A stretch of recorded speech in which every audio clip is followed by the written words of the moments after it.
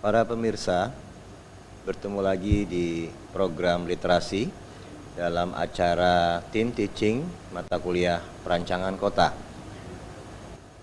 Kali ini saya Dr. Agus Dharma dengan Ibu Irina Mildawani PhD akan membawakan topik tentang elemen jalan dan sirkulasi dan parkir dalam perancangan kota.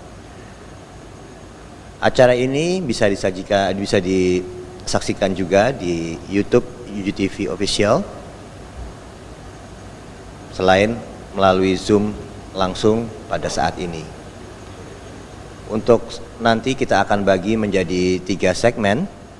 Yang pertama adalah Bu Irina akan menjelaskan tentang bagaimana konsep sirkulasi dalam perancangan kota. Kemudian nanti di segmen kedua saya akan menjelaskan bagaimana sistem jalan dalam urban design, dan yang terakhir akan ditutup di segmen ketiga, yaitu menjelaskan tentang tata parkir dan desainnya dalam urban design. Baiklah, untuk mempersingkat waktu, kita persilahkan kepada Ibu Irina untuk menyajikan segmen pertama. Silahkan, Bu. Terima kasih Pak Dr. Agus Dharma Tojiwa.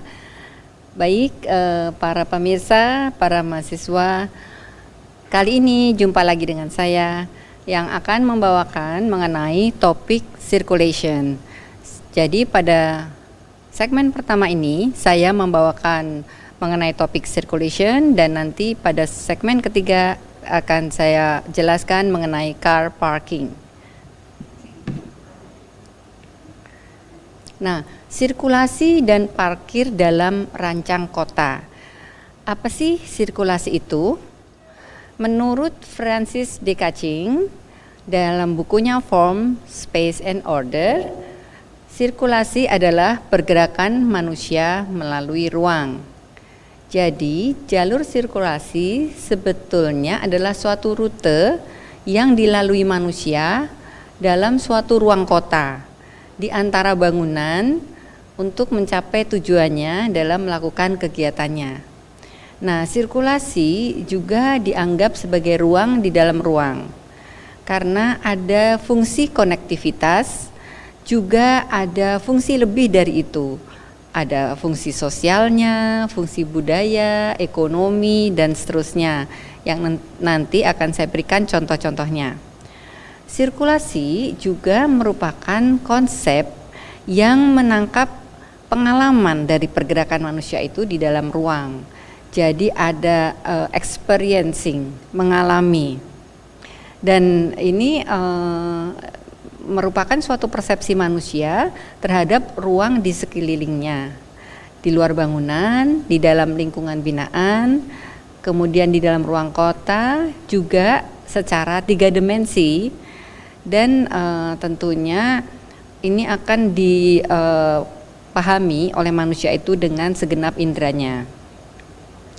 Nah, sejarah sirkulasi dan parkir dalam perancangan kota bisa kita telusuri sampai ke diagram ini, Garden City oleh Ebenezer Howard. Nah, kalau kita lihat di sini, tentunya para pemirsa, para mahasiswa sekalian sudah sering melihat diagram ini. Diagram ini menggambarkan suatu konsep hubungan antara titik pusat suatu kota dengan pusat-pusat atau simpul-simpul kegiatan di tepian kota.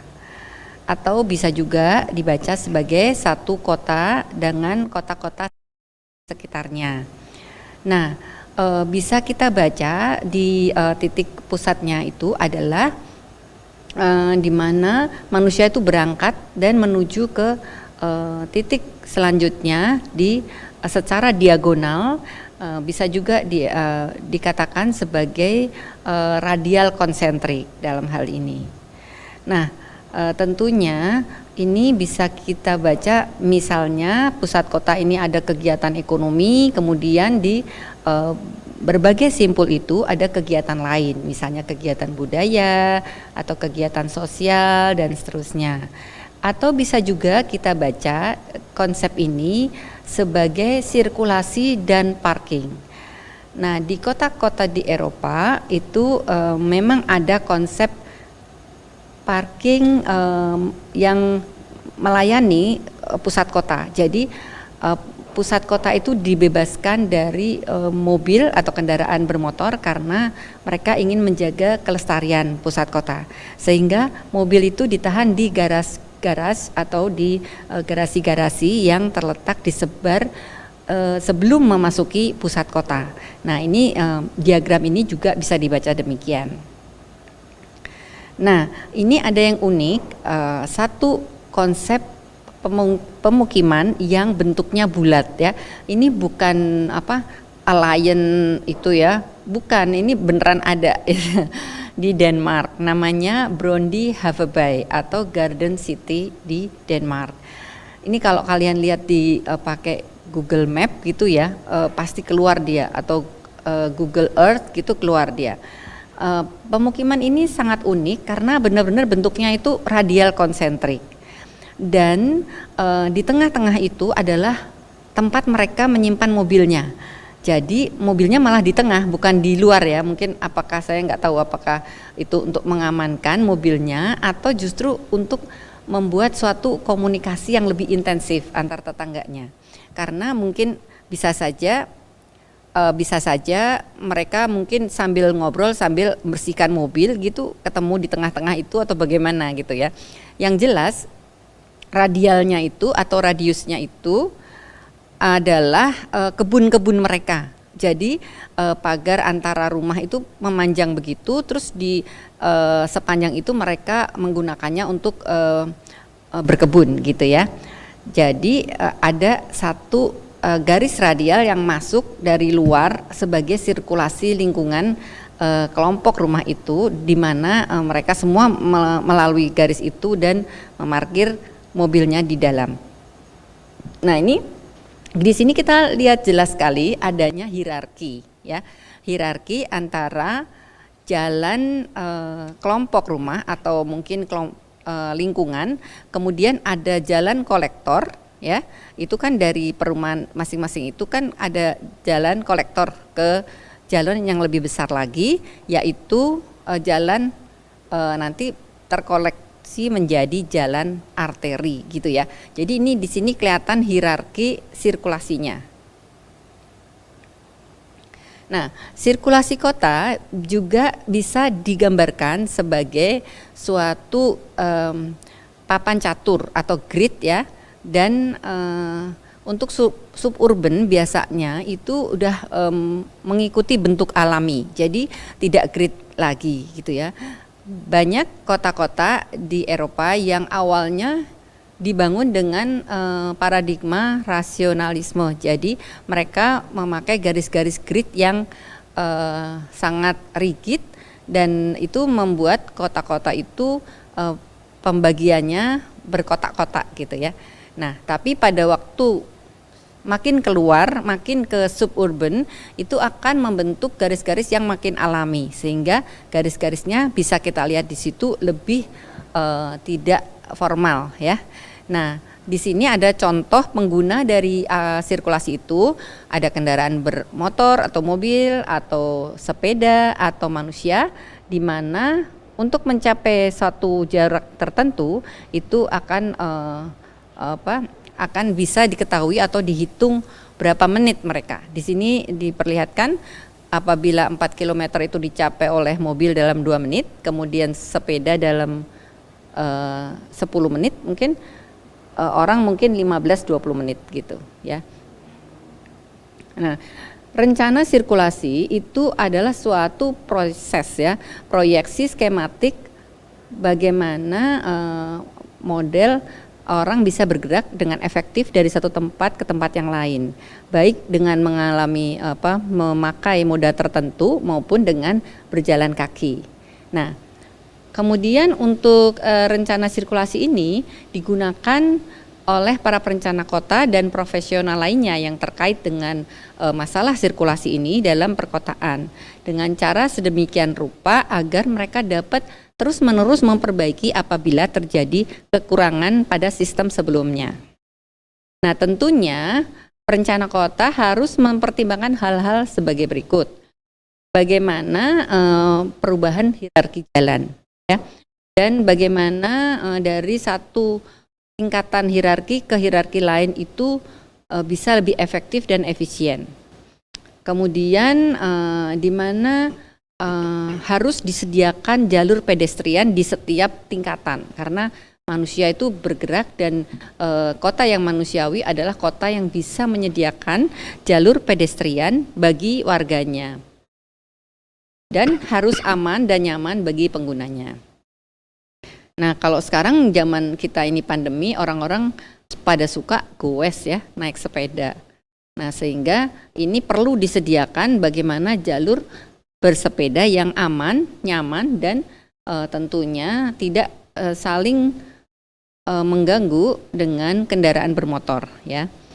Kemudian ini adalah contoh dari skematik desain sirkulasi, di mana pada suatu kawasan kota itu ada tingkatan hierarki sirkulasi dari mulai lingkungan tadi, jalan lingkungan, jalan kolektor, arteri sampai ke jalan highway, ya.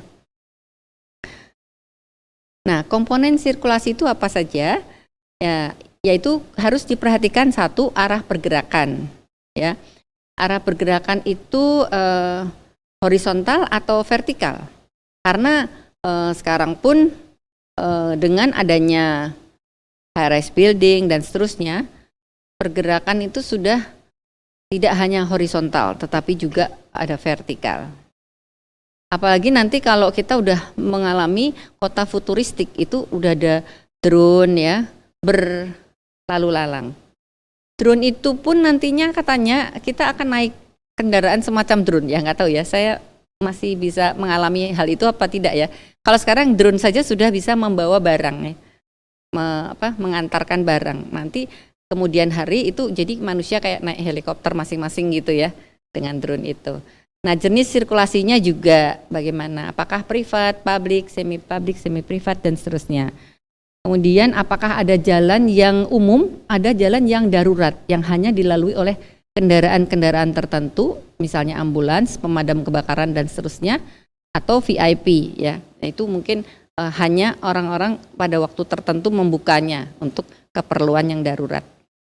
Kemudian frekuensi penggunaan itu harus dilihat juga apakah frekuensinya itu terus-menerus boleh dibuka atau ada buka tutup ya. Kan sekarang waktu PSBB itu ada jalan-jalan tertentu yang ditutup, dibuka, ditutup, dibuka. Jadi kita harus hafal ya.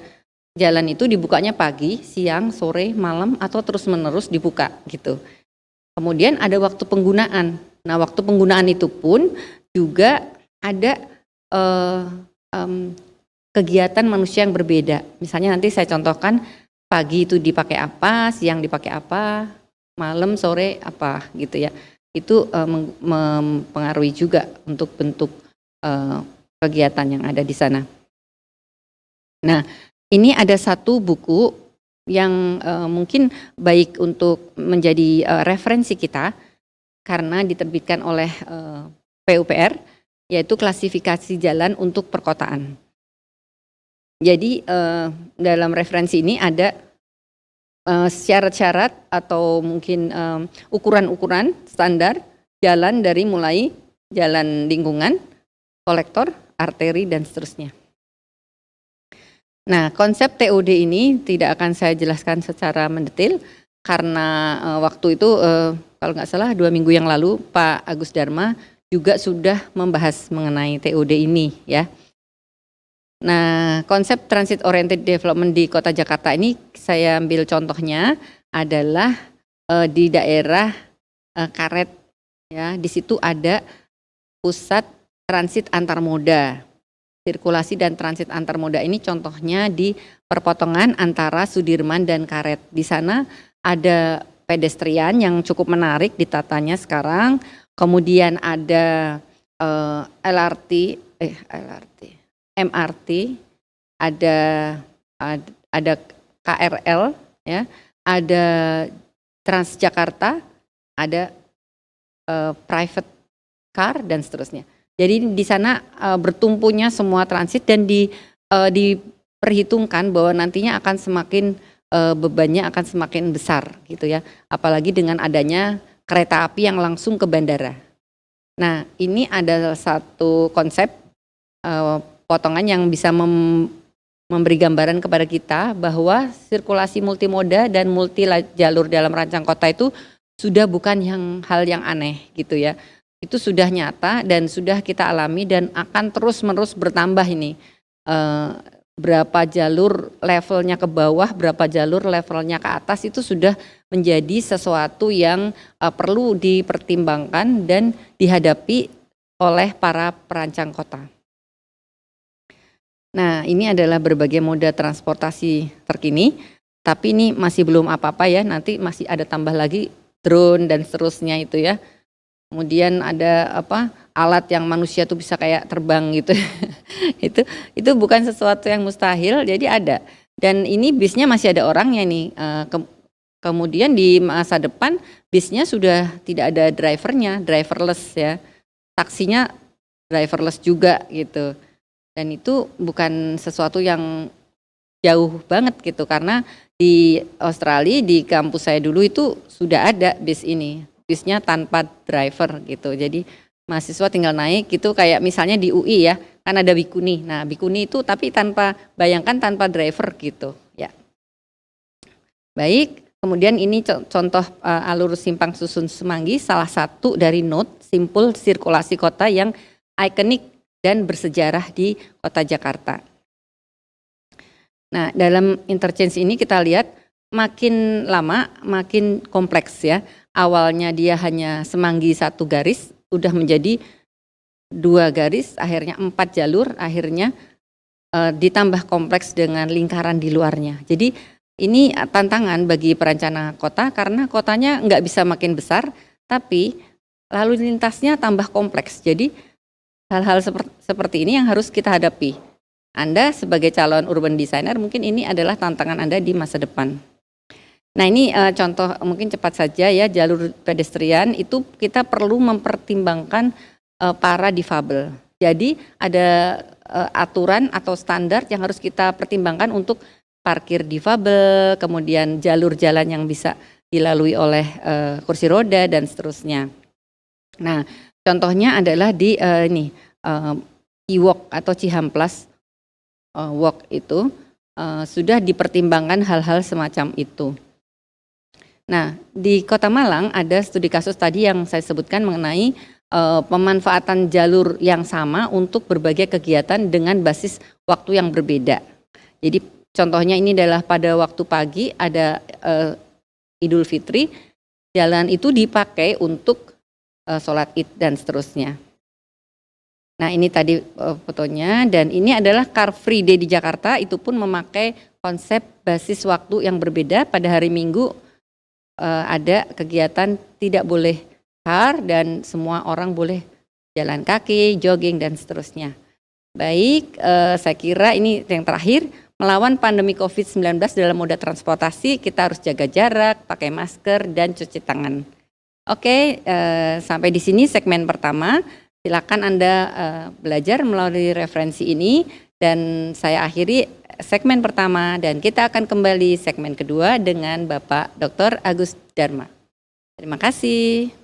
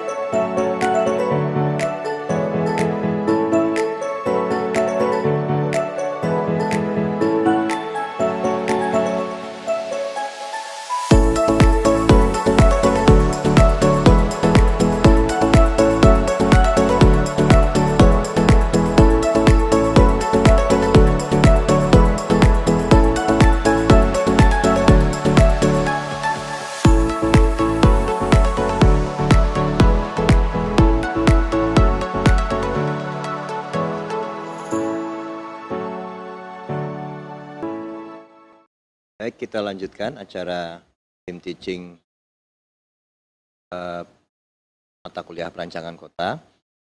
Di segmen pertama, Bu Irina sudah menjelaskan tadi tentang bagaimana posisi sirkulasi dan parkir di ranah perancangan kota. Segmen kedua ini saya akan menjelaskan bagian yang sangat penting dari sirkulasi, yaitu jalan. Jadi kita akan membahas urban street design atau desain jalan perkotaan.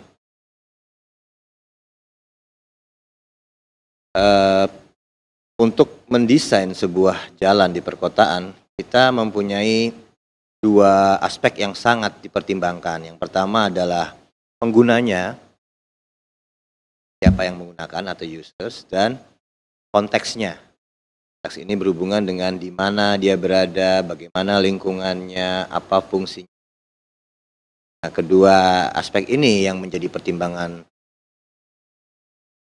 utama dari bagaimana kita mendesain jalan sehingga mendapatkan sebuah outcomes, sebuah hasil yang diinginkan, seperti misalnya kesehatan, keselamatan, dan jadi, banyak sekali yang bisa kita jalankan untuk mendesain jalan di perkotaan. Jadi kita akan bahas satu persatu.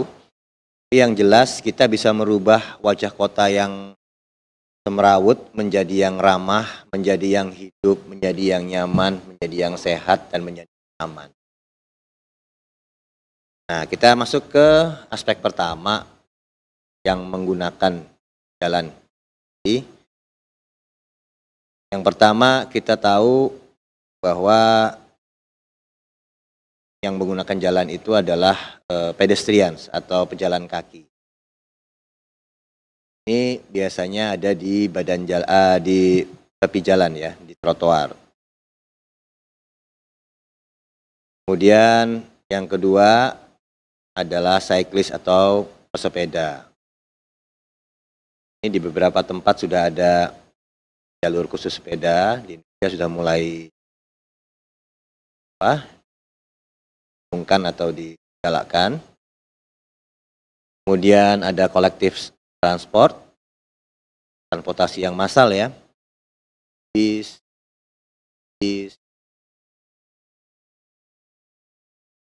dan personal motor vehicle. Ini di negara berkembang paling banyak digunakan. Kemudian ada city services, ya, ada truk sampah dan kemudian ada juga jalan-jalan kita itu ada bisnis. Jadi ada, apalagi kalau di negara berkembang itu banyak sekali jalan digunakan untuk sektor informal atau pedagang. Nah, ini street users kalau kita bandingkan capaian perjalanannya biasanya dalam perkotaan itu. Kalau jalan kaki 0,8 kira-kira dia layak untuk jalan, kemudian sepeda itu 2,5 kiloan, kemudian bis itu bisa 3,5 kilo, dan kalau mobil pribadi itu bisa sampai 4,5 kilo. Kira-kira yang biasa mereka jalani. Nah, ini perbandingan kalau kita menggunakan beberapa moda transportasi. Jadi kalau kita lihat bahwa kalau sama-sama 50, maka yang paling besar itu, yang paling kanan itu adalah ini, kendaraan pribadi. Yang paling kecil itu adalah kereta. Ya. Ini kalau diukur dengan luasnya, yang paling banyak adalah kereta api sampai 100 passenger.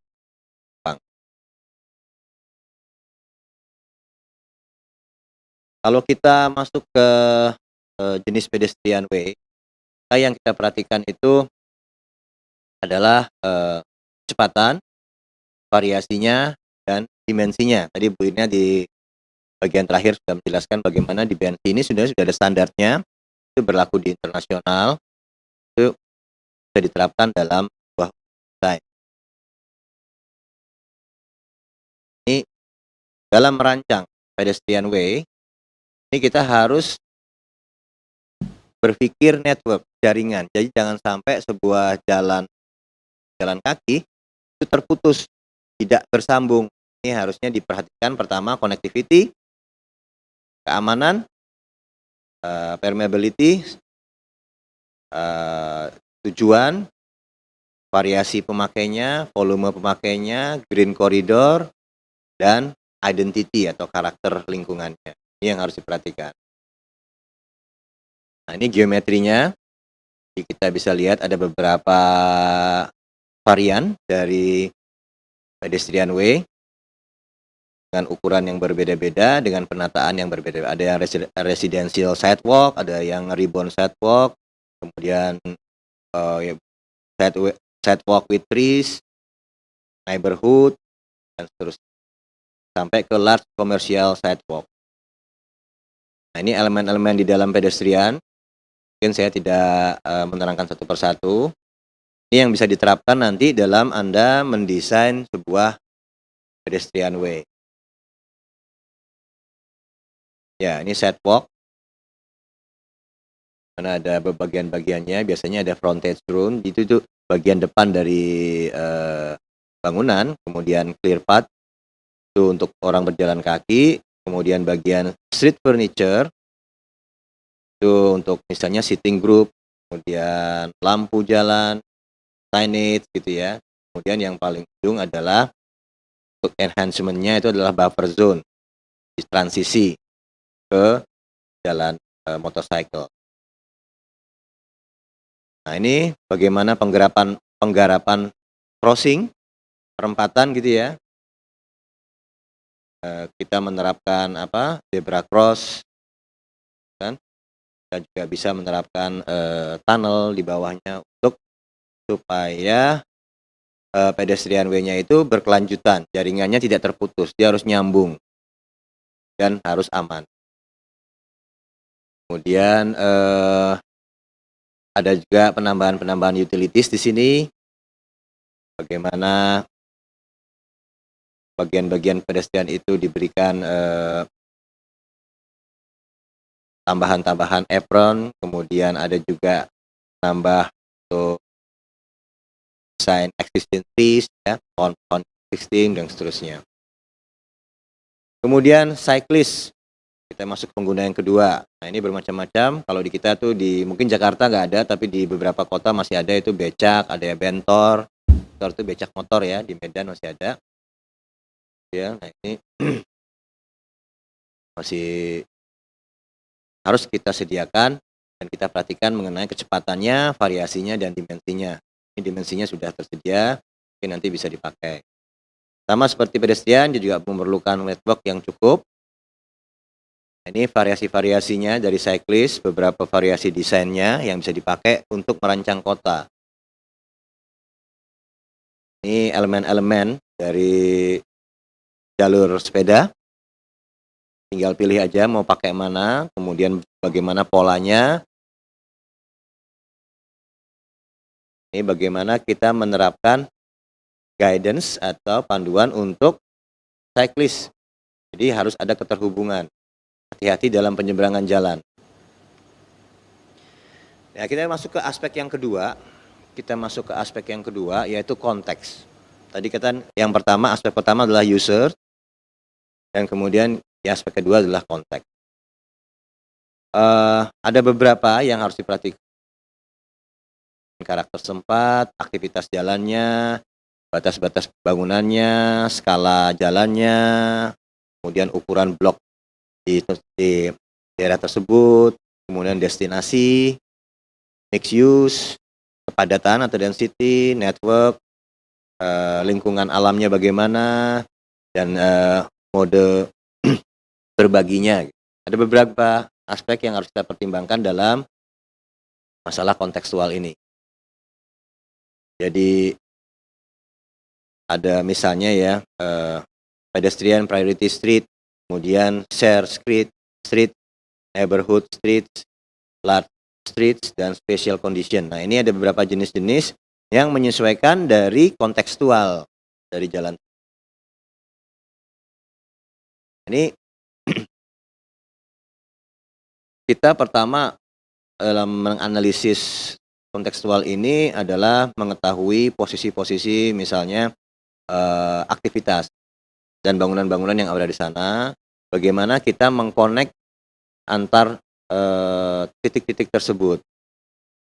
Dan kita mengetahui karakter-karakter apa yang menjadi bagian dari lingkungan tersebut. Misalnya di sana ada plaza, di sana ada residensial atau permukiman, di sana ada transit mall, di sana ada jalur sirkulasi publik dan seterusnya. Nah, ini yang pertama jenis neighborhood main street. Ini misalnya seperti ini kan awalnya, seperti ini, agak ribet, agak kacau gitu ya. Nah, ini bisa didesain dengan tools yang tadi yang sudah saya jelaskan di depan, bagaimana nanti ada jalur-jalur sepeda, pedestrian dan sebagainya. Kemudian residential street. Ini kita bisa tata lagi dari yang kacau seperti ini menjadi yang tertata jalurnya seperti ini. Ada grand streets besar ini ya, jalan raya.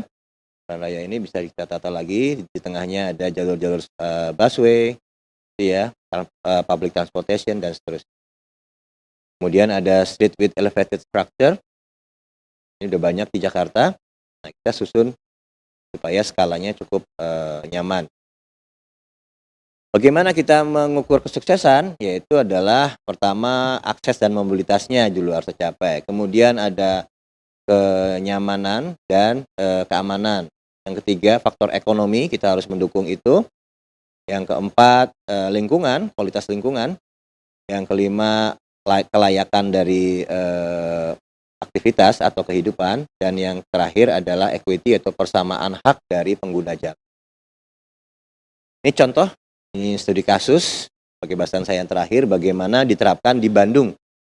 Tadi elemen-elemen itu jadi elemen urban design. Nah, ini kondisi awalnya. Ini tipikal kota-kota di Indonesia yang semrawut, tidak ada pedestrian, kacau lah pokoknya tidak ada pembatas dan seterusnya. Kemudian oleh si urban designer pertama dia remove pedestrian bridge-nya. Jadi pedestrian itu diangkat karena mengganggu visual kota. Hilang, kita lihat tadi ininya pedestrian bridge-nya hilang, kemudian diganti menjadi pedestrian crossing. Itu yang pertama, langkah pertama oleh si urban designer. Yang kedua, dia widen sidewalks, dibesarkan jalan untuk pedestrian di tepi. Dibesarkan dan diberi batas yang jelas. Ini udah mulai terlihat agak manusiawi. Jadi ada pedestrian berjalan, kemudian ada zebra cross-nya. Nah, yang ketiga, jalan itu kemudian dijadikan sarana transportasi publik, jadi exchange space for private vehicle, for cycle and public transportation. Jadi jalannya itu ditutup untuk kendaraan private, diganti kendaraan publik dan jalur sepeda. Nah, ini yang terakhir yang seperti ini kondisinya. Baik, itu kira-kira panduan desain untuk penataan jalan di perkotaan atau urban street. Nanti kita akan bertemu lagi di segmen yang ketiga bersama Bu Irina yang akan membahas tentang parkir. Demikian, terima kasih.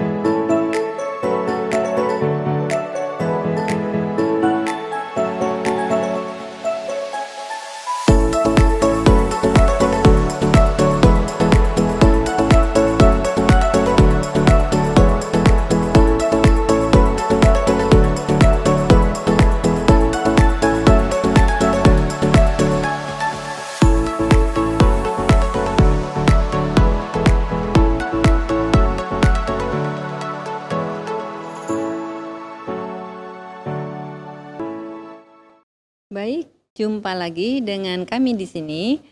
Saya Irina Mildawani akan menjelaskan mengenai car parking di segmen ketiga ini.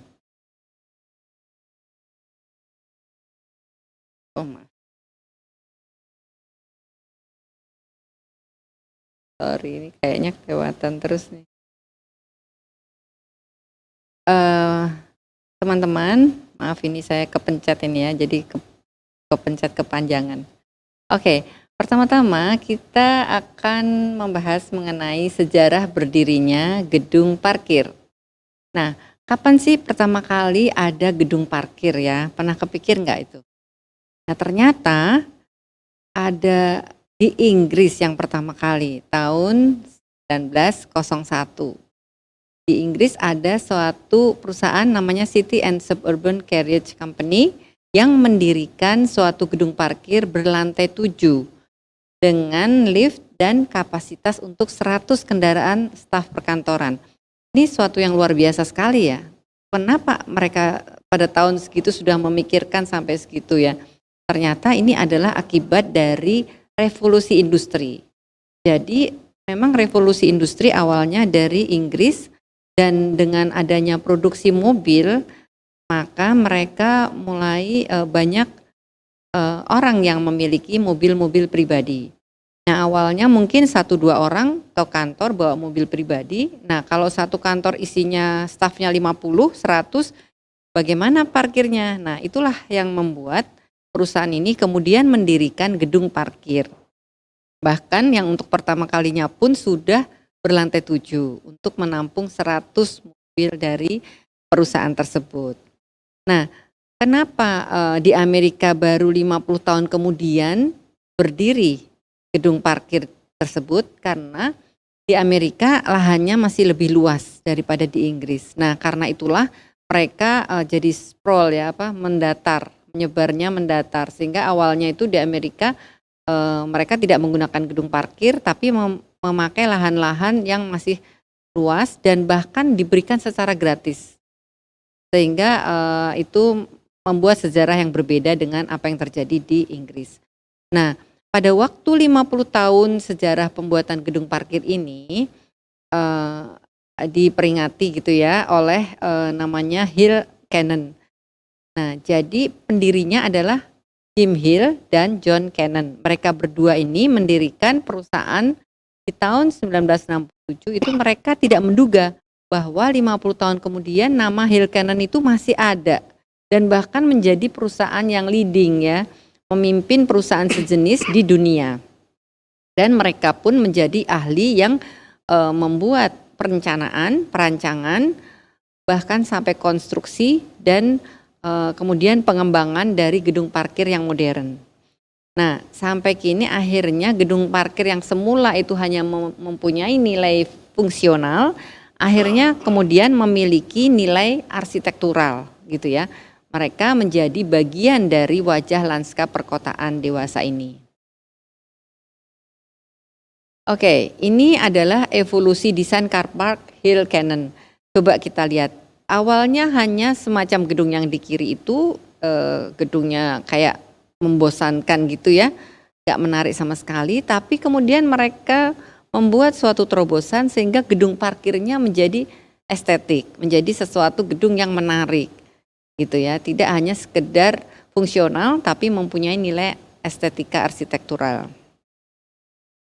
Nah, yang menjadi salah satu tonggak sejarah lagi adalah gedung parkir pertama di Glasgow atau Inggris, yaitu gedung Botanic Garden Garage. Jadi gedung parkirnya Botanic Garden itu telah ditetapkan menjadi urban heritage. Mengapa? Karena gedung tersebut memiliki fasad yang sangat menarik, terbuat dari ubin terakota berwarna putih dan hijau, dan bahkan pada waktu setelah Perang Dunia Kedua, ketika mobil itu makin banyak yang mempunyai dan memiliki, akhirnya gedung ini pun menjadi favorit gitu ya. Nah, pada waktu dia sudah tidak digunakan lagi sebagai gedung parkir, kemudian dari pemerintah kota Glasgow mengajukan menjadi urban heritage dan akhirnya menjadi perubahan fungsi menjadi restoran ya, Nandos ya. Tadinya suatu gedung parkir yang mungkin sekarang sudah ditinggalkan, akhirnya menjadi direvitalisasi menjadi mempunyai nilai ekonomis kembali menjadi restoran Nandos ini. Nah, inilah dia yang ikonik itu sampai dibuatkan postcard dan seterusnya ya, Botanic Gardens Garage Glasgow, karena fasadnya yang sangat unik ini gitu. Jadi ini jadi destinasi wisata di Glasgow ya, sebagai heritage building pada tahun 2007.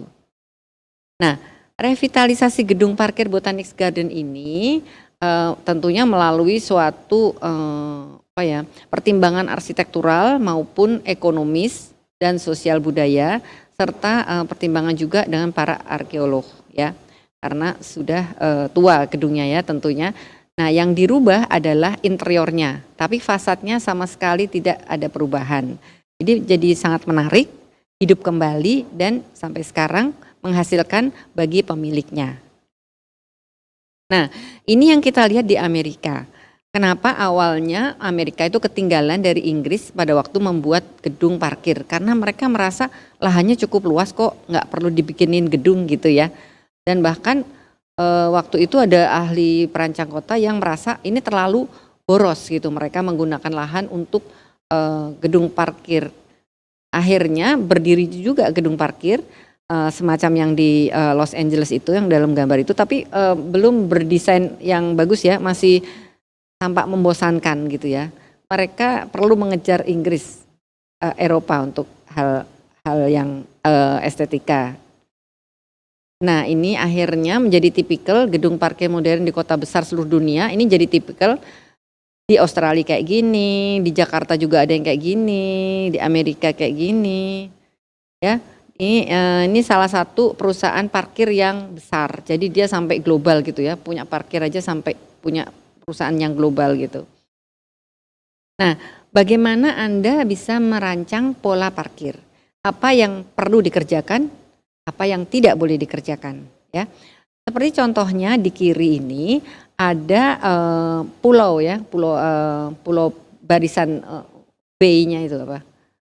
Sekat-sekatnya itu untuk parkir kendaraan itu harus yang bisa dilalui untuk menyeberang ya, menyeberang. Jangan yang memanjang itu di mana orang tidak bisa menyeberang. Nah, itu suatu kesalahan karena akan menyulitkan pengemudi yang turun itu untuk menyeberang jalan gitu. Jadi ini yang boleh dan tidak boleh gitu ya.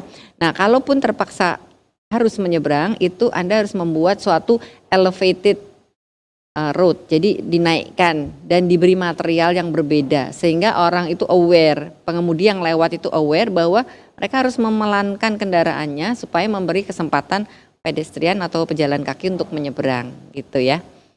Seperti ini sudah harus diperhatikan. Nah, kemudian standar area parkir untuk beragam ukuran mobil ini banyak, Anda bisa mendapatkan di Neuvert, kemudian di mungkin architectural data, Times macam-macam ya, untuk vocabulary-nya Anda bisa dapatkan karena sudah ada dan Anda nggak usah mengukur ulang gitu ya. Kalau mau membuat ukuran parkir ya udah ambil aja itu, tinggal kali berapa kapasitasnya gitu ya. Nah, jangan lupa ada variasi-variasi yang bisa membuat kapasitas gedung parkir itu sesuai dengan apa yang mungkin Anda perlu rancang, yaitu ada yang bersudut 45 derajat, 30 derajat, 60 derajat, atau 90 derajat. Dan ini kalau Anda punya site yang agak susah seperti yang Limas itu yang di tengah itu tentunya Anda harus memikirkan ini buat alternatif-alternatif sehingga kapasitasnya itu mencukupi gitu dengan tempat yang unik seperti itu. Nah, yang lain-lain juga Anda perlu pikirkan, itu ada yang memakai spiral. Jadi ini kalau elevasinya multi level mesti pakai spiral naik, spiral turun gitu ya. Nah, itu paling baik karena tidak ketemu antara yang naik dan turun. Yang paling serem itu kalau yang naik dan turun itu satu spiral, jadi agak ngeri-ngeri sedap gitu ya. Nanti ketemu yang dari atas gitu kan. Seperti itu ya. Nah, ini yang menjadi pertimbangan urban designer dan arsitek tentunya. Nah, kemudian ini contoh parkir di lingkungan perumahan di mana ada pohon, ada rumput, ada gundukan tanah, sesuatu yang menyenangkan dan membuat kondisi parkir itu lebih teduh dan lebih menyenangkan bagi penghuni rumah dan pemilik mobil. Tentunya jangan lupa ada pedestrian path atau jalur pejalan kaki. Dan kalaupun itu harus menjadi jalur bersama dengan pesepeda, itu harus diberi tanda-tanda ya, tekstur atau warnanya yang berbeda. Ini juga contoh dari Pulau Hijau untuk menyejukkan area parkir di kawasan perumahan. Dan ini ada yang sebelah kanan itu adalah tekstur yang berbeda atau dinaikkan sedikit untuk membedakan antara kompleks perumahan dengan jalan kolektor misalnya. Keluar dari kompleks itu dibedakan karena kecepatannya berbeda dan orang harus berhenti dulu sebelum masuk ke jalur yang lebih besar hierarkinya gitu ya. Nah, ini contohnya penggunaan rem dan teknik hidrolik lift dalam memarkir yang multi level. Jadi yang sebelah kiri itu adalah penggunaan rem untuk naik turun basement parkir. Ini juga memerlukan banyak latihan dan tentunya kalau zaman sekarang tentunya harus pakai BIM ya, pakai alat bantu software supaya bisa menghitung dan mendesain dengan tepat dan akurat. Itu bisa Anda lihat contoh-contohnya di mana rem itu dipadukan dengan spiral ya, baik spiral yang hanya satu atau spiral yang dua. Nah, yang menarik yang sebelah kanan ini adalah sistem lift hidrolik itu. Ini contohnya di Cina, mereka sudah menjadi pionir dalam hal ini karena banyaknya mobil yang harus dimasukkan dalam tempat yang terbatas. Mereka membuatnya dalam satu tempat yang begitu sempit dan begitu banyak sampai 7 sampai 9, 10 ya. KRL-nya itu di sana sampai 10 ke bawah ya, sampai jauh banget gitu ya. Ngeri itu kalau gempa bumi ya, habis deh. Anyway, ini dengan hidrolik ini sangat efisien untuk bisa memindahkan mobil dari lantai dasar ke underground itu. Nah, ini tipikal gedung parkir di berbagai mall di Indonesia. Ini contohnya di Kuningan City Mall ya, Car Park Jakarta. Tapi ini jadi tipikal gitu. Kayaknya semua mall di Indonesia atau di Jakarta seperti ini gitu ya. Jadi dari beton, kemudian dindingnya separuh ya. Kemudian itu pakai spiral atau juga rem. Dan kadang remnya itu ketemu antara yang ke atas dan ke bawah gitu ya, jarang yang keluarnya di tempat lain gitu. Nah, seperti ini. Tentunya masing-masing jenis itu ada yang lebih bagus atau kebaikannya atau kekurangannya itu masing-masing ya tergantung dari tentunya kondisi atau konteks setempat ya gitu. Nah, kalau ini adalah parkir mobil pribadi. Nah, ini siapa nih ya yang Anda nanti punya dream ya, impian punya garasi pribadi seperti ini. Jadi sekarang mungkin udah jamak gitu ya, keluarga yang punya mobil lebih dari 1, 3 gitu ya. Nah, dia udah nggak punya tempat parkir lagi. Akhirnya dibuatlah parkir hidrolik yang di basement atau di bawah tanah. Ini juga supaya nggak kelihatan gersang gitu ya. Di atasnya diberi rumput, tapi rumputnya rumput sintetik. Tapi nggak kelihatan itu kalau rumput sintetik ya. Sekarang sudah canggih, jadi banyak di Australia itu juga banyak karena kekeringan, di sana kekeringan sehingga rumput sintetik itu menjadi pilihan supaya bisa kelihatan tetap hijau, tetap nyaman, tapi tidak memerlukan air. Jadi ini adalah salah satu contoh-contoh inovasi teknologi dan inovasi desain yang tentunya Anda sebagai seorang calon arsitek itu perlu peka terhadap kemajuan dan inovasi semacam ini. Dan saya kira ini pada saat Anda nanti berprofesi sebagai arsitek ini sudah menjadi makanan sehari-hari ya. Mungkin kalau sekarang ini baru dibayangin siapa ya rumahnya seperti ini gitu ya. Tapi suatu ketika mungkin bagi Anda ini ya rumah Anda sendiri gitu mungkin ya, bayangin aja. Baik, saya kira itu dari saya untuk segmen ketiga ini. Anda bisa banyak mendapatkan info-info dari referensi yang saya berikan di sini.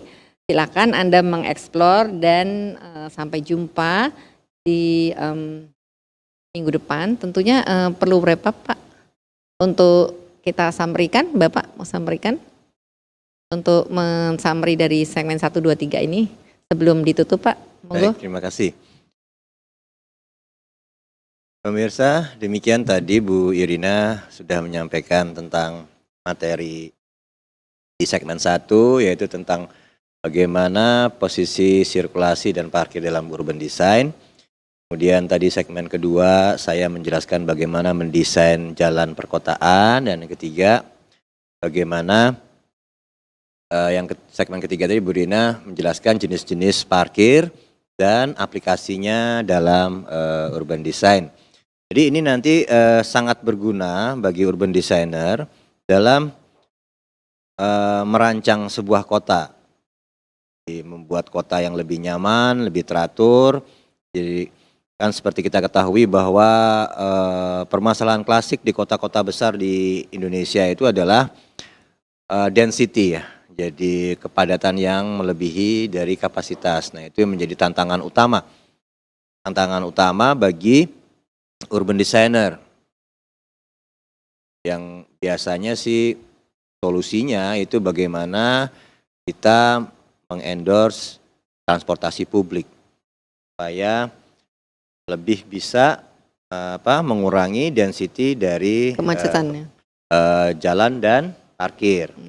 Kan kita sudah biasa kalau kita masuk mall nggak dapat parkir kayak gitu-gitu, itu berarti density-nya sudah melewati batas gitu ya. Itu menjadi tantangan urban designer kita, bagaimana kita menerapkan jalan yang nyaman gitu ya, sehingga orang tidak perlu lagi pakai kendaraan pribadi, tidak perlu lagi pakai motor gitu kan. Itu yang menjadi tugas kita bersama untuk membuat kota yang nyaman dan aman. Baik, demikian kira-kira pemaparan kita di program literasi, acara tim teaching mata kuliah perancangan kota. Acara ini bisa disaksikan kembali di YouTube UGTV Official. Kita akan bertemu lagi minggu depan pada sesi yang berikutnya. Salam sehat selalu dan tetap semangat. Sampai jumpa, terima kasih.